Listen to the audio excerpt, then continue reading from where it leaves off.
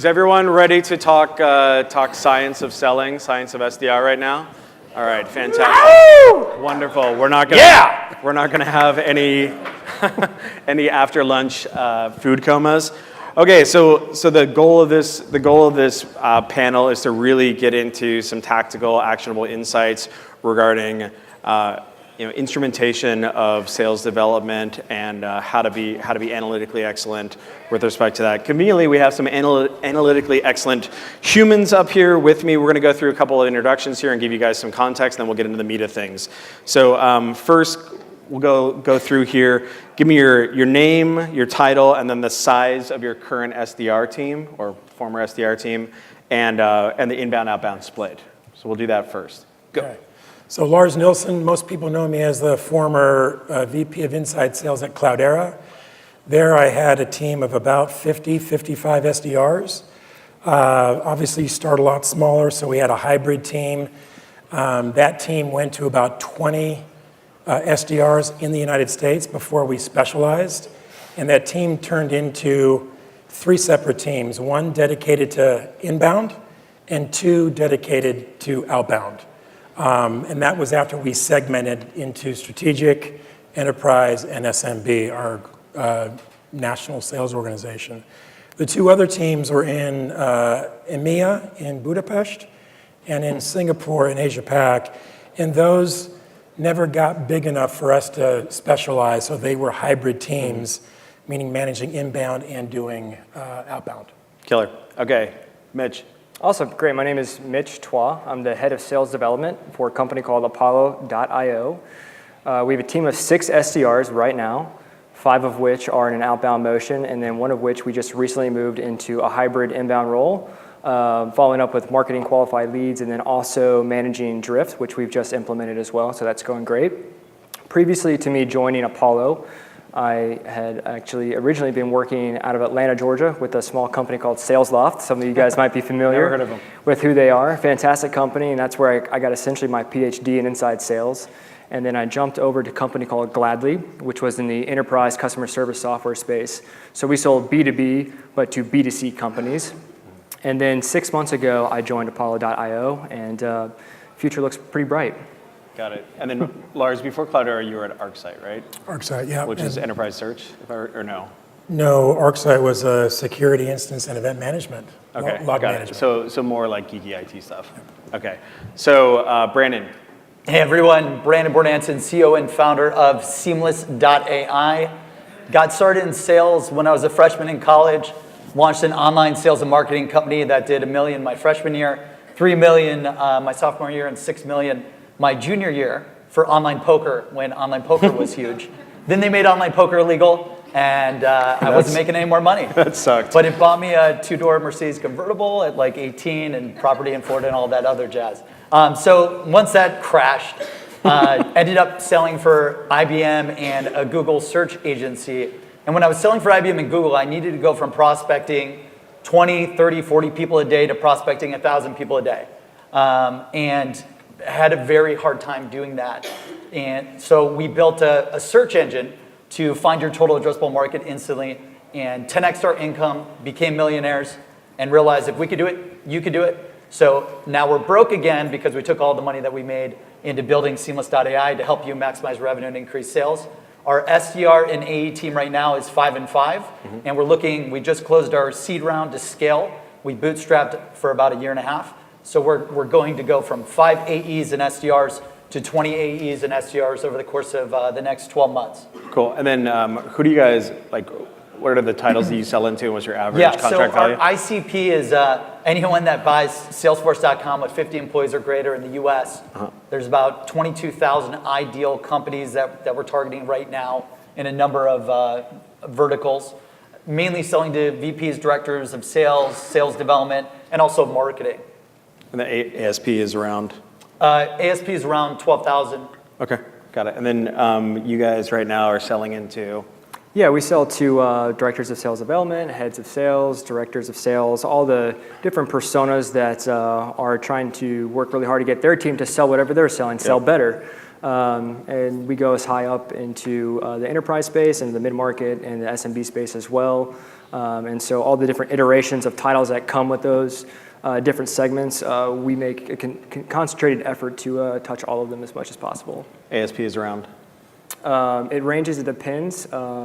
Anything from 10, 15, all the way up to cool. six-figure These are deals. kind of like mid-markety, like higher velocity.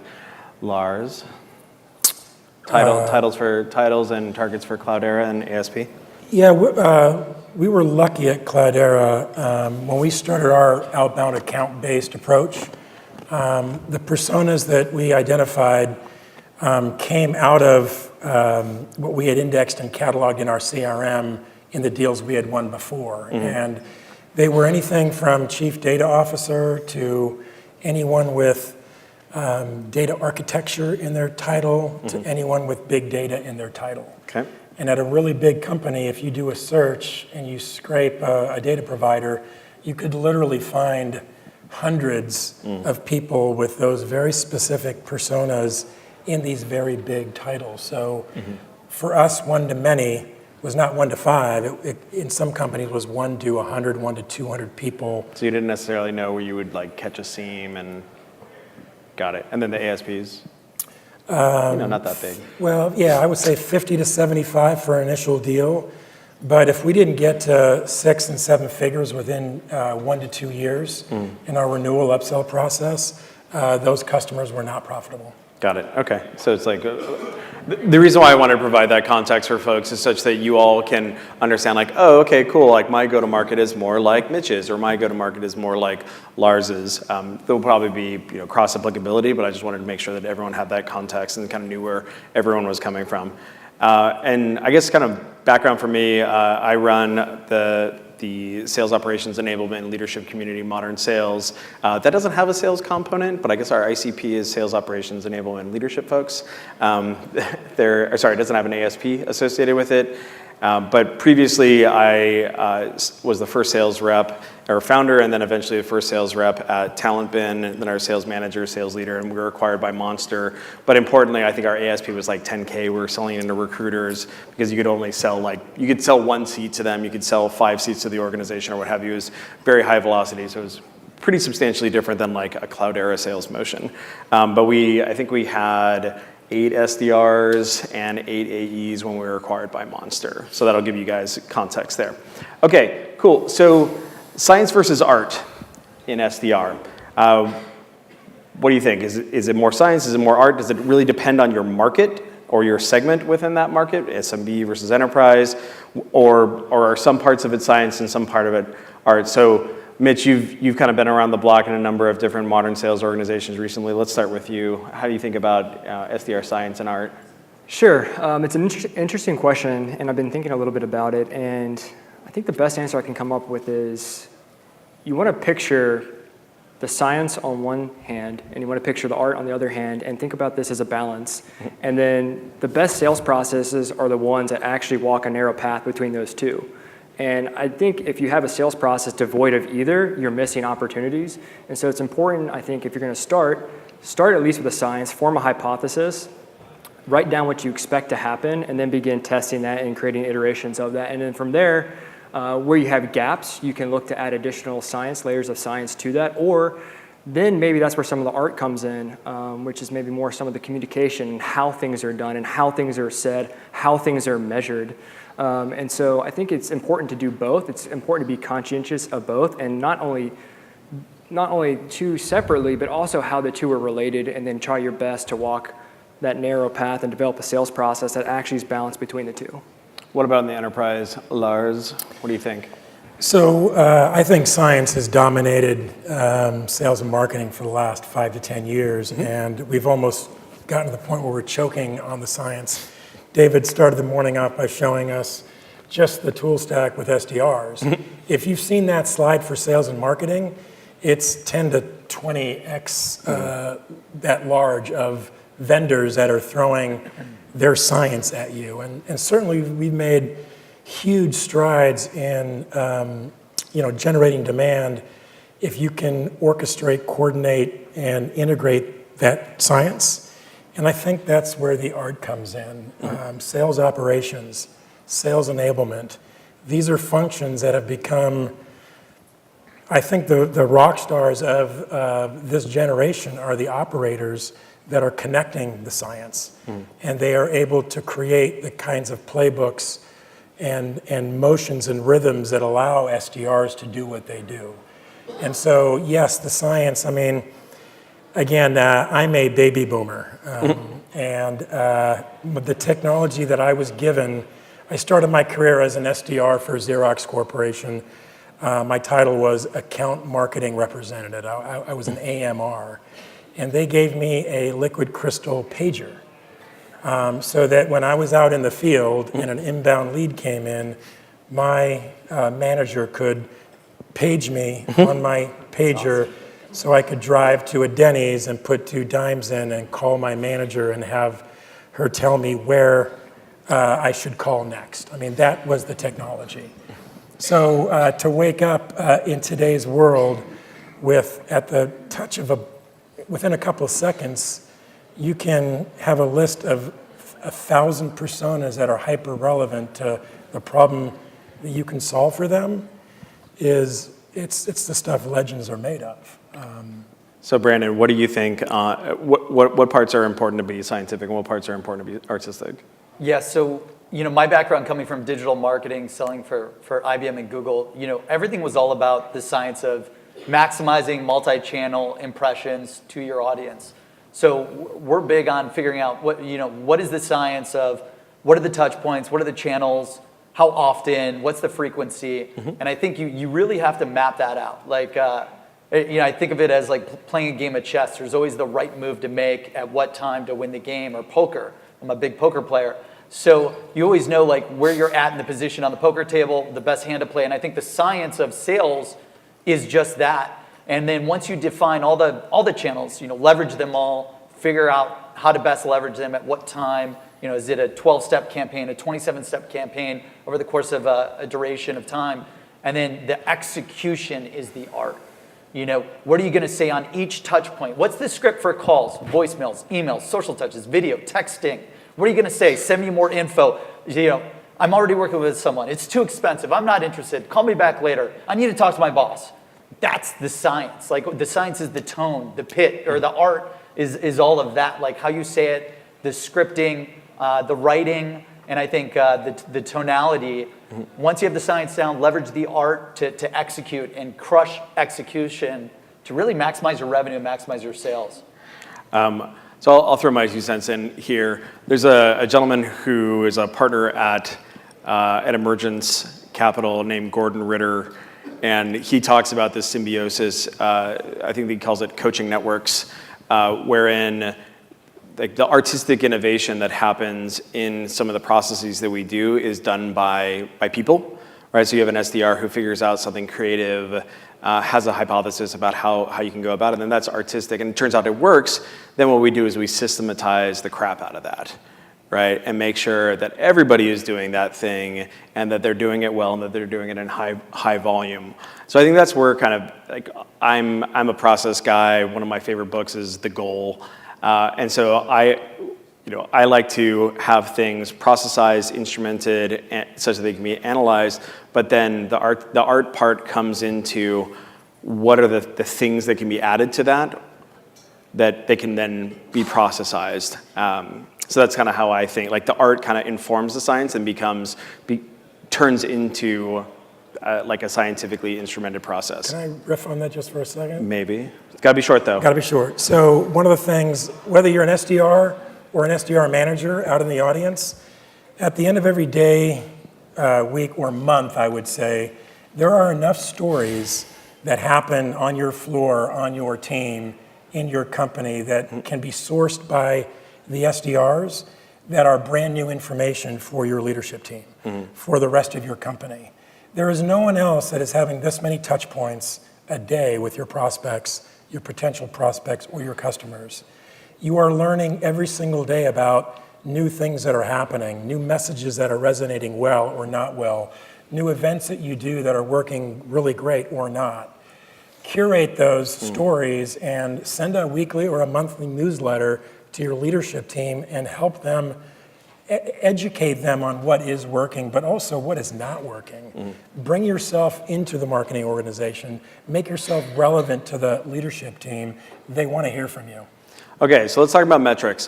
What's the weirdest metric that you track? Like we all, okay, calls, great, emails, account touch. Like these are all kind of like standard operating procedure. What's like the weirdest metric? Not just like weirdest for the sake of it being weird, but weirdest that is still like important, right? Like unintuitive, weird metric that actually ends up mattering. So Brandon, why don't we start with you if you have one? Weird metrics. I don't know about weird metrics. You can pass. It's okay. No, I mean, let's just keep it stupid simple, KISS, right? Like, for me personally, I just think it's tracking all the outbound channels, tracking meetings booked to meetings held, tracking meetings held to close one. We stick to the core, and I have zero weird metrics. It's okay. All like what crushes quota.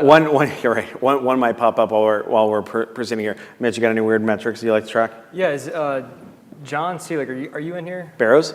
John Seelig? No, not John Barrows. John Barrows is great, though.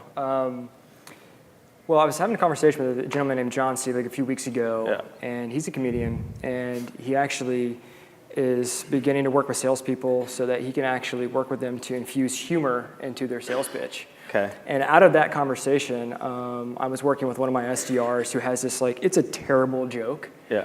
And he references how many people, you'd be surprised how many people still sell like it's 1995 or like they still have a crystal pager, right, et cetera. And every time he says it, the prospect chuckles. Right. And they get he gets a silly little laugh out of it. And so I started to wonder. Chuckles per hour. How many chuckles, how many, it's kind of awesome. How many laughs does it take to get a first meeting? Dude, totally. How many laughs does it take to get a qualified opportunity? Yeah. How much pipeline could you drive with some jokes? So if you're talking about weird, we're not measuring it yet. We haven't written a hypothesis about it yet. I don't know if chorus or gong could instrument a chuckle. If gong or chorus is in here, come find me after. We want to create a tracker for chuckles. All right, Lars, weirdest metric, selling Cloudera or ArcSight stuff? I'm pretty straight down the arrow, too. We gamified, and I think you got to be careful. I think gamification and boards and TV screens and is okay, but I think you do have to be a little bit careful and very thoughtful of the behaviors you want to drive. I don't want anyone to feel like they've been shamed. I want people to be driven to want to be better themselves, not feel. So there's a part of the science that you can maybe go overboard with. So as far as weird metrics, no, we pretty much stayed down the lane. Okay, so if we could instrument chuckles, you'd be like, no way, we're not putting that on the leaderboard? No, I think that'd be funny. Okay. I think something that's not weird is tracking sentiment. I think it's really important to track that's emergent. Negative sentiment, positive sentiment, neutral sentiment. Yep. Yeah, okay, seeing a reply rate, that's great. Seeing a click, that's great. But what is the sentiment of the target audience that we're selling to? We started tracking that weird metric, and it's also hard to define. This is why Gong and Apollo and SalesLoft and Outreach are all trying to figure out automatically how to track sentiment because reading the text is hard to do. But I think that's something a little bit newer and different that really matters. Yeah, and when I say weird, I mean not weird for the sake of it just being weird, but unintuitive, but potentially, but valuable. So I can give you guys some examples here. So obviously, open rate is all well and good, but you could potentially injure if you just have an obnoxious subject line that gets you good opens, but it turns out it's totally unrelated to your content or what have you, then someone's just going to archive that email really quickly. So I think, tracking all the things, so from opens to clicks to replies, and not just starting at replies, because a reply could be I hate you. Fuck off and die, or whatever. And instead, a better example of a more advanced reply rate would be, we call it email engagement rate, where we instrument the amount of back and forth that an SDR has with their prospects. So, because obviously if you're going back and forth, that's usually indicative of an actual conversation going on there. So that's that. I guess if your SDRs are doing if your SDRs are doing discovery calls as opposed to just like scheduled things, instrumenting meeting conversion rate is usually a pretty good thing. So ratio of first meetings to second meetings or third meetings, it can be a little more of like an AE metric. Those are some of the kind of like more advanced ones that I've seen. Okay, more metrics stuff.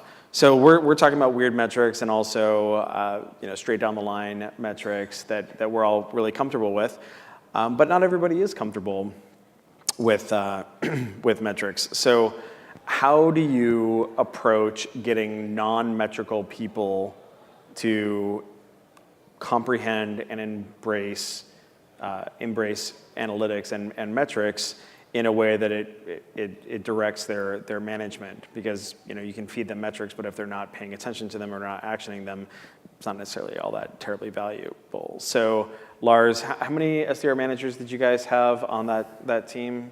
6. 6. Okay, so you had a brood of managers that you were responsible for, and you couldn't be bird dogging everything on your own, so you needed to make sure that they were able to bird dog things. How did you empower them, or how did you empower them / make sure they were actually doing it? And if you had people who were like, I don't want to do it, I want to go by the seat of my pants, how did you address that? 1 minute. Yeah, so we We only have 5 again, minutes. Sorry. KISS, keep it simple, stupid. We didn't go very far with respect to a lot of different metrics. Yeah. It was a booked, scheduled meeting. And we tuned the hiring engine for people that had no bad habits. They had no habits because they had very little experience out in the world. We took many of them, right out of school within their first 1 or 2 years, and we hired for people that were open to getting developed, getting mentored, getting coached.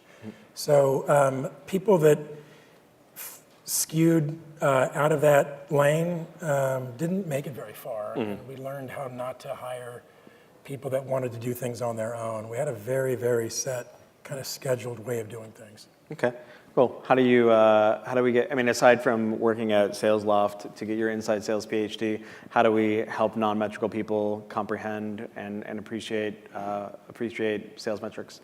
Sure, I think the short answer is help them understand why it's in their best interest. Sure. Help them understand how you're going to try to use these metrics to make them better. If they understand that you're investing in these metrics so you can invest in them and you can create this reciprocity between you and the rep or you and the team, that's a pretty quick way to do it. And there's a couple things you can implement in order to sort of execute these. Obviously, you need to be doing these through one-on-ones. Monthly reviews, quarterly reviews are great times to have these conversations. But in general, just help them understand why it's important that they look at these metrics and align their interests with measuring these and executing on them. Got it. Actually, you were talking about one-on-ones and team meetings and things like that.